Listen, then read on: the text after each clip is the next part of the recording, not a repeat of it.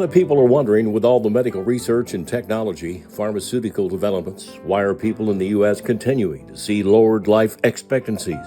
Yes, the COVID pandemic, drug overdoses, and increased suicides are partly to blame. But the U.S. since about 2019 has lost 26 years of progress on how long people were living. This video will look at why this is occurring. I've named the program U.S. Life Expectancy Continues to Drop.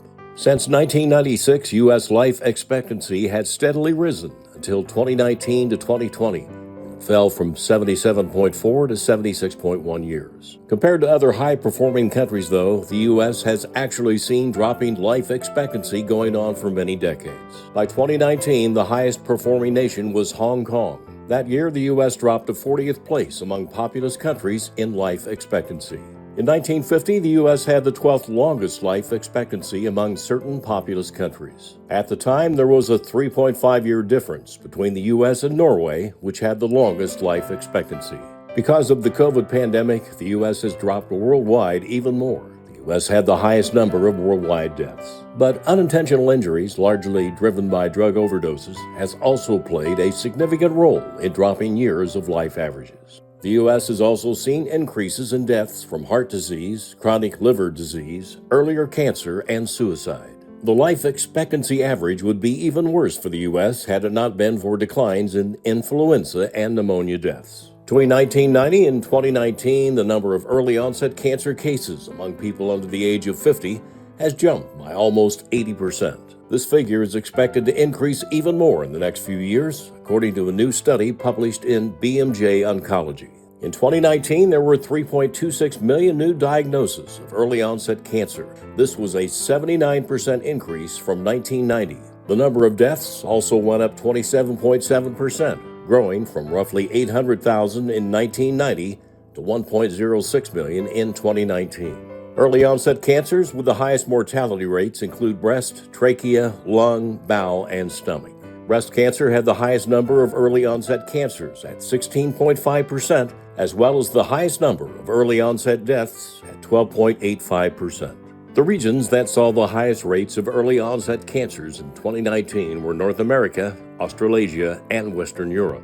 Meanwhile, Eastern Europe, Oceania, and Central Asia were the regions that had the highest mortality rates from early-onset cancers. BMJ Oncology researchers wrote that factors such as the local environment, lifestyle, and the level of available medical treatment could all impact incidence and mortality rates in different world regions. Also, according to researchers, they believe the rise in early-onset cancers include genetics, poor diet, alcohol and tobacco use, physical inactivity, and obesity. Dietary risk factors such as too much red meat, low in fruits, high in sodium, and low in milk are other main risk factors underlying early-onset cancers. They don't mention what effect, if any, environmental factors, food quality, and some pharmaceuticals could be causing U.S. cancers to rise. But again, the question has to be raised, why is cancer overall exploding here? Researchers predict that by 2030, incidences of early-onset cancers will increase by 31%,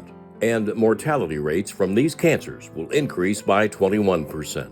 A couple of final notes. The Centers for Disease Control and Prevention in 2021 said data showed Native American and Alaska Native populations had the lowest life expectancy of any race or ethnicity of 65.2 years. Indigenous populations already had high rates of chronic disease and poor health care access before the pandemic.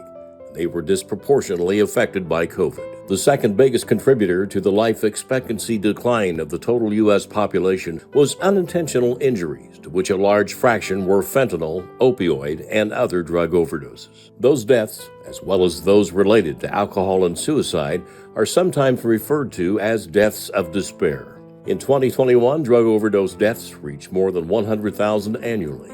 Opioid overdoses were initially concentrated among the white population, but they have now become more frequent in the indigenous, Hispanic, and black populations too. The COVID pandemic, when combined with all the other increasing deaths, has dropped U.S. life expectancy sharply for the last few years. This is H.A. Graves.